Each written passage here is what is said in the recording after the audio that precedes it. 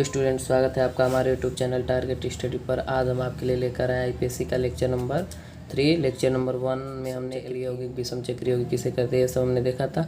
और लेक्चर 2 में हमने क्या देखा था, एल्कोहल देखा था, ईथर देखा था, एल्डिहाइड समूहों का आईपीएससी नामांकन, उनका परिभाषा, जर्नल नाम कैसे होता है वो देखा था। ठीक है।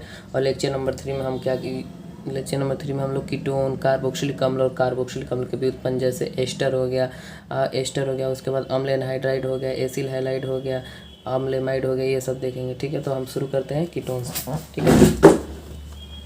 तो कीटोन आपका पहला कीटोन देखिएगा। कीटोन का जो होता है आपका क्या होता है, C+O। ठीक है। इसको कार्बोनिल बोला जाता है। तो यानी RC+O R' संरचना सूत्र वाले यौगिक क्या कहलाते हैं, कीटोन कहलाते हैं। जब कार्बोनिल समूह जो भिन्न भिन्न या समान एल्किल समूहों से जुड़ा होता है, जब कार्बोनिल समूह दो भिन्न भिन्न या समान एल्किल समूहों से जुड़ा होता है तो वो क्या कहलाता है, कीटोन कहलाता है। चाहे ऐसे बोल सकते हैं RC+O R' संरचना सूत्र वाले यौगिक क्या कहलाते हैं, कीटोन कहलाते हैं। कीटोन के लिए देखिए, कीटोन के लिए 3 कार्बन का होना जरूरी है। ठीक है। 3 कार्बन का होना जरूरी है। जैसे CH3 R के जब CH3 रख दिए, CH3 ये सबसे पहला है। ठीक है। तो हमारे पास क्या है, इसका नाम बोले तो क्या 1 2 3, यानी इसका जर्नल नाम देख लेते हैं। इसका सदा आईपीएससी नाम जो होता है, आईपीएससी नाम एल्केन में क्या जोड़ते हैं, ओन जोड़ते हैं।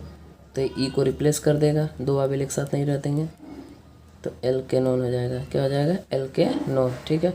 और जर्नल नाम में वही इसका इधर लेफ्ट वाले एल्किल समूह का इधर राइट लेफ्ट एल्किल समूह को करके लास्ट में कीटोन कर दिया जाता है। अर्थात एल्किल अगर भिन्न है तब एल्किल कीटोन। ठीक है। अगर समान है तो क्या, डाई एल्किल कीटोन। समान है, अगर दोनों सेम है तो क्या होगा, डाई हो जाएगा, डाई एल्किल कीटोन। अगर अलग अलग है तो एल्किल अल्फ़ाबेट पे ध्यान देंगे। ठीक है। Alkyl ketone. अब देख लिया जाए, जैसे यहाँ पर एक और नाम लिख दे रहे हैं सब, CH3 C+O, उसके बाद क्या होगा C2H5 भिन्न ले लिया। यानी ये एल्किल समूह आपस में समान भी हो सकते हैं अथवा भिन्नात्मक भी हो सकते हैं। इसका आईपीएससी नाम की बात की जाए तो आईपीएससी नाम एल्केनोन के आधार पर तो टोटल कार्बन गिन लीजिए, 1 2 3 कार्बन है। तो क्या होगा, 3 कार्बन के लिए क्या होगा, प्रोपेन के एन तक जाएंगे, नाम में ओ एन ई जोड़ देंगे, प्रोपेनोन। और प्रोपेनोन के नाम से कम जाना जाते हैं। और बोले थे हमने फंक्शनल ग्रुप में जब ऑलरेडी कार्बन हो तो 1 कार्बन के लिए एस्ट, 1 कार्बन के लिए फार्म, 2 कार्बन के लिए एस्ट। तो हम क्या लिखेंगे, ये 2 कार्बन है तो क्या हमने यूज के लिए एस्ट, और नाम में क्या लगा दें, ओन। तो हो जाएगा एसीटोन। क्या हो जाएगा, एसीटोन। यानी ये प्रोपेनोन के नाम से कम जाना जाता है, जर्नल नाम इसका एसीटोन है, एसीटोन के नाम से ज़्यादा जाना जाता है। ठीक है। और यहाँ पे देख लीजिए, और इसको देखिए, इधर 1 कार्बन के बाद डबल बॉन्ड O है, इधर 2 कार्बन के बाद, तो इसमें क्या देखते हैं, जिधर से नज़दीक होता है। ठीक है। तो 1 2 3 टोटल 4 कार्बन है। 4 कार्बन के लिए हम क्या लिखेंगे, ब्यूटेनोन, ब्यूटेनोन, ओ या नहीं लगा देंगे। ठीक है। और देखिए एक दूसरे पे है ना, तो दूसरे पे जब 3 कार्बन से ज़्यादा होगा तो हम पोजीशन बताने लगेंगे। ठीक है। यानी जो आपका कीटोन समूह है वो कितने कार्बन पे है। और कीटोन समूह जो होता है पहले कार्बन पे कभी नहीं हो सकता, पहले कार्बन पे रहेगा तो वो क्या हो जाएगा, एल्डिहाइड हो जाएगा। क्या हो जाएगा, एल्डिहाइड। 1 डिग्री कार्बन पे आपका कीटोन नहीं हो सकता। ठीक है। 1 डिग्री कार्बन पे आपका केवल एल्डिहाइड होता है। एल्डिहाइड लेफ्ट से और राइट से पहले नंबर पे कभी भी कीटोन समूह नहीं होता है। लेफ्ट और राइट से जो पहले पोजीशन पे होता है डबल बॉन्ड हो तो समझिए क्या है, एल्डिहाइड है। क्या है, एल्डिहाइड। ठीक है। अब देखिए इसमें और भी नाम लिख सकते हैं, जैसे C2H5, C+O C2H5, दोनों तरह देखिए 2 कार्बन के बाद है, 2 कार्बन के बाद है, तो कोई दिक्कत नहीं है, किधर से भी काउंटिंग कर सकते हैं। तो पहले नाम लिखते हैं, तो नाम लिखा जाए पेंट, 5 कार्बन के पेंटेनोन हो जाएगा, पेंटेनोन। अब पेंटेनोन होने के बाद देखिए 2 के बाद 3, 2 के बाद 3, तो किधर से भी 3, 2 1 3, 2 1 3, तो यानी तीसरे पर है पेंटेनोन 3। ठीक है। और इसका रही साधारण नाम का, तो साधारण नाम दोनों का देखा जाए तो इसका साधारण नाम बात की जाए तो देखिए दोनों तरफ सेम है तो ये अप्लाई कर देंगे।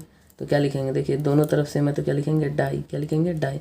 और एल्किल में इसका क्या नाम है, एथिल नाम है। क्या नाम है, एथिल। C2H5 को डाई एथिल क्या हो, कीटोन। इसके साधारण नाम की बात की जाए तो ये अलग है, ये अलग है। ठीक है। तो अलग अलग रहेगा तो इसका यूज करेंगे और देखेंगे अल्फ़ाबेट ध्यान देंगे। तो ये आपका मेथिल है, ये एथिल है, तो अल्फ़ाबेट में एथिल पहले आता है, यानी ई पहले आता है तो एथिल, फिर मेथिल, फिर जाके आपका क्या हो गया, कीटोन। ठीक है। ये बात है। अब थोड़ा डिफिनेशन देख लीजिए, नोट्स भी बना सकते हैं, नोट्स आप देख सकते हैं यहाँ पर लिखा हुआ है, नोट्स को पढ़ लीजिए और नोट्स को बना लीजिएगा, ठीक है। R C double bond O R dash सूत्र के यौगिक कीटोन कहलाते हैं। कीटोन में दो एल्किल आर और आर डैश एक कार्बोनिल समूह सी डबल बॉन्ड ओ से जुड़े होते हैं।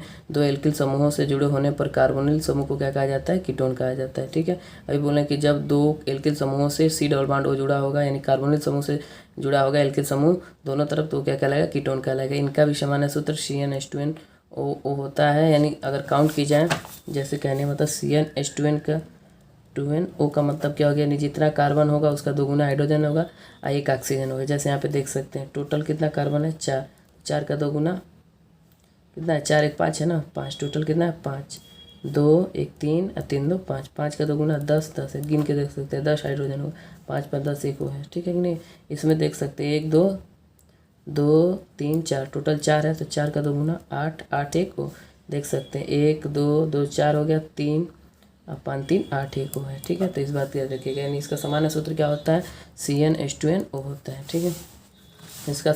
इसका जो IPSC नामांकन होता है एल्केनोन के आधार पे होता है, और जो जब जर्नल नाम यूज करते हैं, जब दोनों डिफरेंट रहता है तो एल्किल एल्किल करके कीटोन लिखते हैं, यानी इसमें अल्फ़ाबेट करके ध्यान देते हैं। जब दोनों एल्किल समूह आपस में क्या होते हैं? डिफरेंट होते हैं। जब दोनों सेम होते हैं तो डाई लगा के उनका नाम लिख दिया जाता है, ठीक है। तो हमने यहाँ पे दिखाया था, जब दो सेम थे, ये दोनों सेम है, तो क्या लिखेंगे? डाई। क्या लिखेंगे? डाई। इनका नाम क्या है? मेथिल डाई मेथिल कीटोन, ठीक है। ये देखिए दोनों आपस में डिफरेंट, तो अल्फ़ाबेट देखेंगे तो ये क्या है? एथिल, ये मेथिल, ये क्या है? कीटोन है, ठीक है। जर्नल नाम है, दोनों तरफ सेम है तो डाई लगाकर डाई एथिल कीटोन। और जो IPSC नामांकन करते हैं तो देखते हैं कि किधर से सी डबल बॉन्ड ओ नज़दीक है, तो देखिए 2 के बाद है, 2 के बाद तो किधर से भी काउंटिंग कर सकते हैं। इधर 1 के बाद है तो यानी पहला कार्बन ही होगा, ठीक है। इनमें पहला कार्बन कोई भी हो सकता है, इधर से लेंगे तो इधर वाला भी हो सकता है, मगर इस वाले में पहला कार्बन ही होगा, क्योंकि 1 कार्बन के बाद डबल बॉन्ड हुआ, इधर 2 कार्बन के बाद है, ठीक है। तो इसमें फिक्स है कि आपको यही पहला कार्बन, इसमें कोई फिक्स नहीं है। जब दोनों तरफ सेम रहेगा तो किधर से भी हम काउंटिंग कर सकते हैं, ठीक है। आप देखेंगे कार्बोक्सिलिक अम्ल, कार्बोक्सिलिक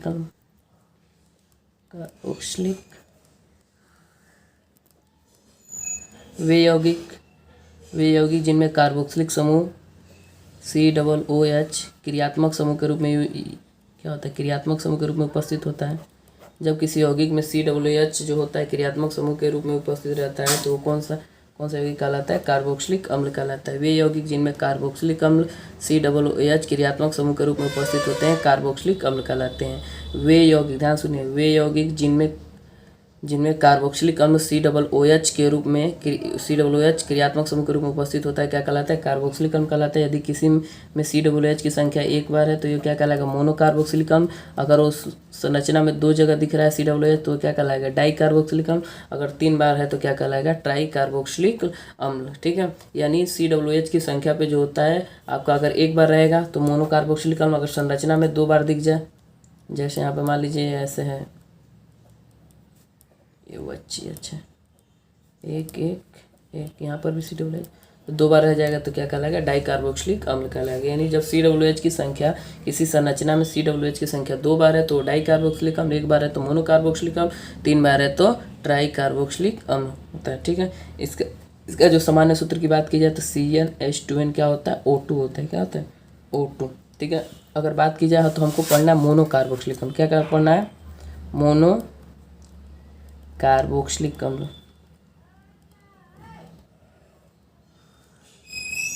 मोनोकार्बोक्सिलिक अम्ल यानी COOH। जब फंक्शनल ग्रुप COOH है, इसके पहले ये बॉन्ड है तो बॉन्ड के क्या जोड़ देते हैं? R जोड़ देते हैं, हमेशा R जोड़ देंगे, ठीक है।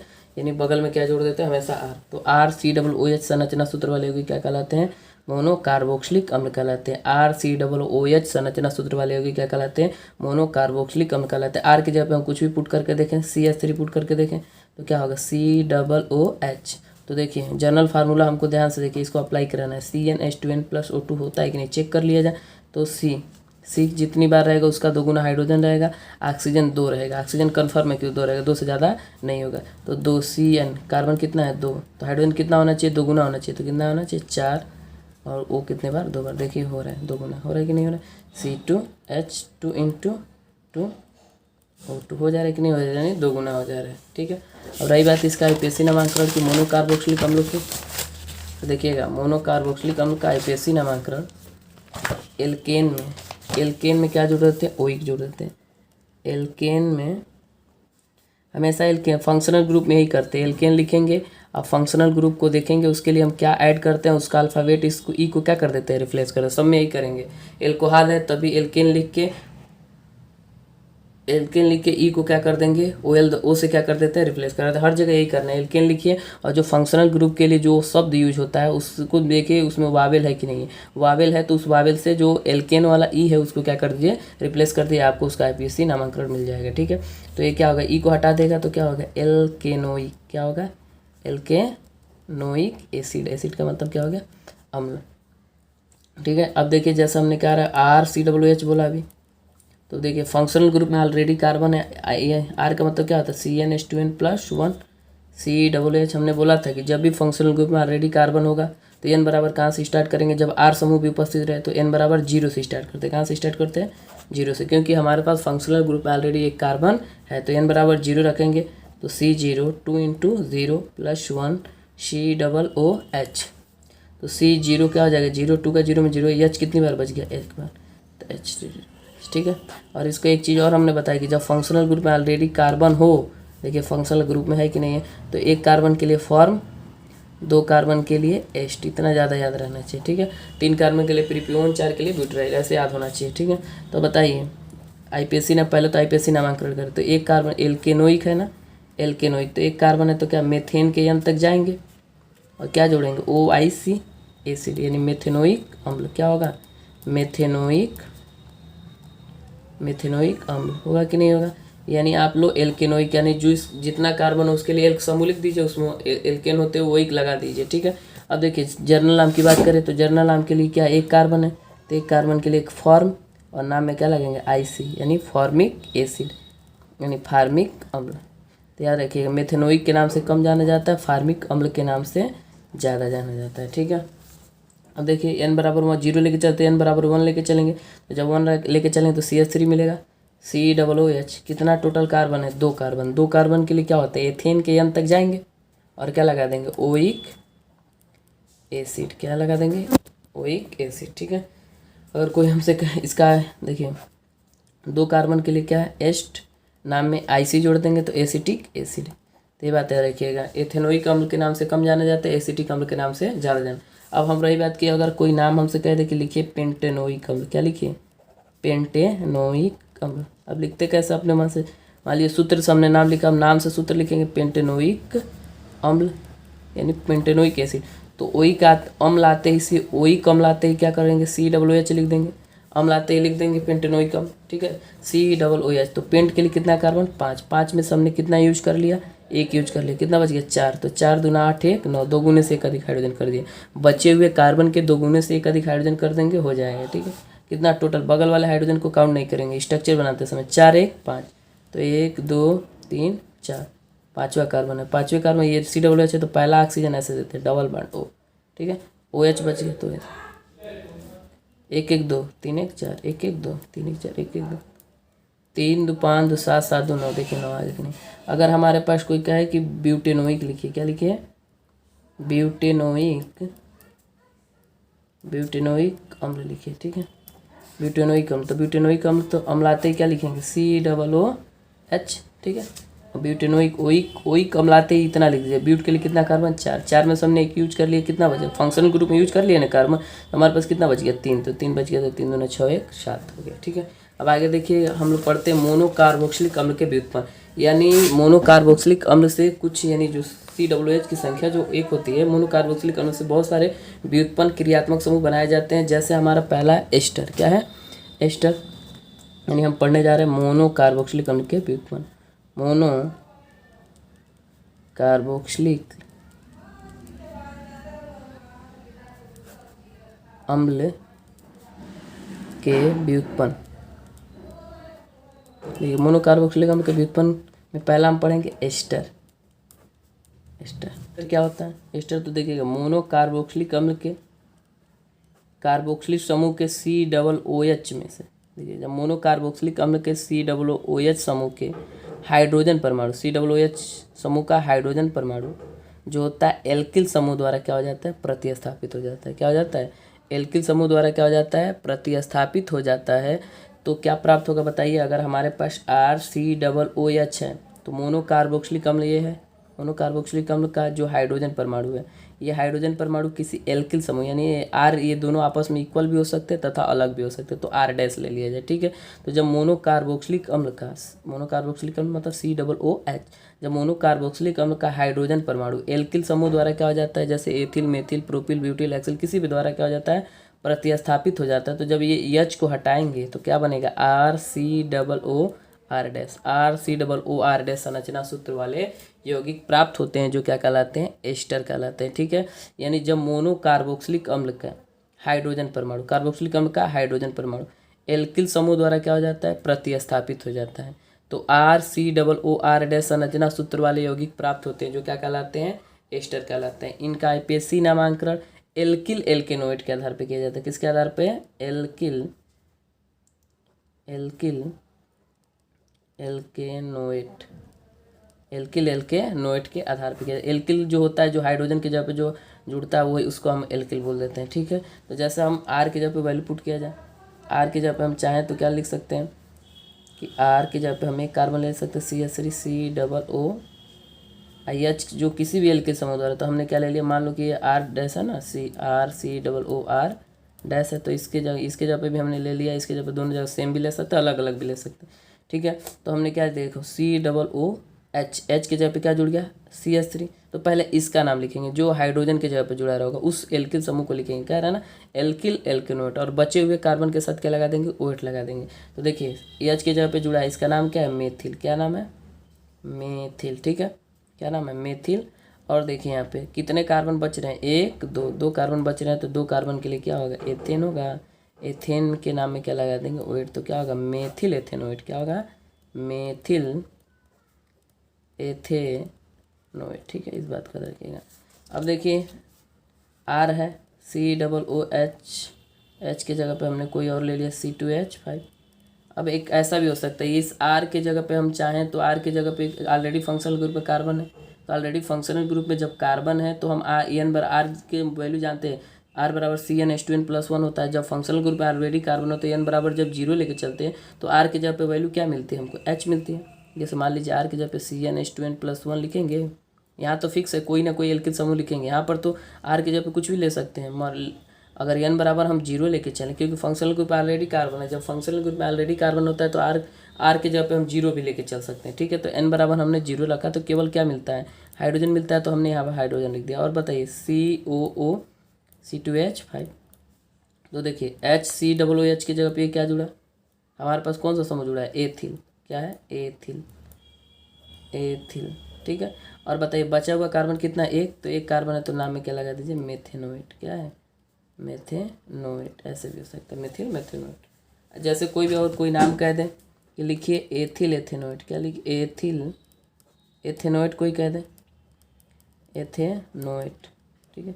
तो कैसे लिखना है ध्यान रखिएगा, एथिल एथेनोइड, तो आपको मालूम हो जाना चाहिए कि नाम पढ़ने से मालूम होना चाहिए कि एस्टर है, एथिल एथेनोइड, ठीक है। तो एथिल को पहले लिख लीजिए C2H5, 2 O बना लीजिए, ठीक है, कितना ऐसे हो गया ना, 1 कार्बन, OO फिर 1।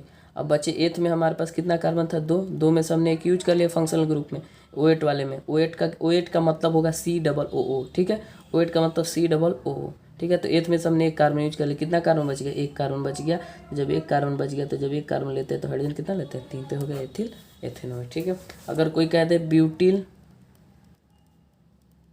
ब्यूटिल पेंटेनोइड लिखिए, पेंटेनोइड, तो पहले हम ब्यूटिल को लिखेंगे जो एल्किल समूह होता है। तो ब्यूट के लिए कितना कार्बन, 4, 4 दूना 8, 1 9, बस 2 गुने से। OH के लिए क्या लिखे, COO लिख दी। अब बताइए पेंट में कितना कार्बन, 5, 5 में से हमने क्या यूज कर लिया, 1 यूज कर लिया, कितना बच गया, 4, तो 4 दूना 8, 1 9। रही बात स्ट्रक्चर की, तो देखिए स्ट्रक्चर हम बनाते समय क्या करेंगे, जैसे इसका ले लेते हैं CH3 COO C2H5, तो देखिए कार्बन बनाएंगे, बगल वाला हाइड्रोजन नहीं बनाते, जो 2 गुने से एक अधिक किया रहता है उसको रास्ते में कभी भी हाइड्रोजन नहीं रखेंगे, ठीक है। बैलेंसिंग करने के लिए ऊपर नीचे हाइड्रोजन होता है, ठीक है। तो ये कार्बन हो गया, हाइड्रोजन नहीं बना सकते, ये C है, पहला वाला O हमेशा ऊपर दीजिए, ठीक है, उसके बाद O आगे दे दीजिए। और कितना कार्बन है, 2, तो 1 2, अब बैलेंस कर लिए, 1 2 3 1 2 एक एक 2 ऑक्सीजन बैलेंस है, 2 1 3 1 4 बैलेंस है, 1 है तो 1 2 3, देखिए 1 2 3 ये हाइड्रोजन आ गया, 5 इसको आना चाहिए ना 2 कार्बनों के बीच में, 1 2 3 4 5 ये भी आ गया।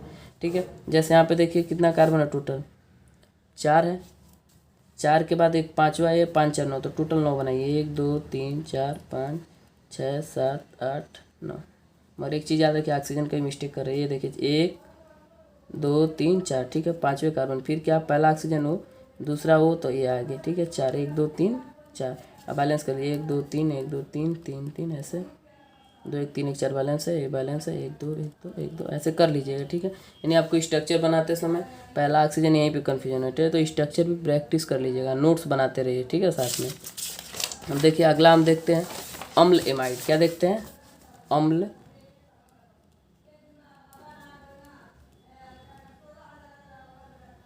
एमाइड। ठीक है, एमाइड की बात करें तो एमाइड ध्यान से देखिएगा, तो कि जब मोनोकार्बोक्सिलिक अम्ल का जब अगले वीडियो में बचे हुए और भी मोनोकार्बोक्सिलिक अम्लों के व्युत्पन्न के बारे में पढ़ा जाएगा। तब तक के लिए क्या आप नोट्स बनाते रहिए, जितने भी पीछे पढ़ाए गए, एक लेक्चर 1 लेक्चर 2 लेक्चर 3 करके वीडियो को अच्छे से देखिए, नोट्स बनाइए। उसके बाद जब मिक्सिंग आएगा, मिक्सिंग जो होता है सबसे टफ होता है, जब एक साथ सारे functional group double bond triple bond आते हैं तो क्या करता है, तब नामांकन में आपको दिक्कत होता है। अगर आप बेस नहीं पढ़ेंगे तो बहुत ज़्यादा दिक्कत होगा। ठीक है, तो बेस को पहले लेक्चर वाइज करके हर एक वीडियो को कंप्लीट कीजिए, फिर आने वाले वीडियो में क्या करेंगे हम लोग ऐसे पढ़ेंगे ताकि आपको अच्छे समझ में आ जाए। ठीक है, तब तक के लिए धन्यवाद।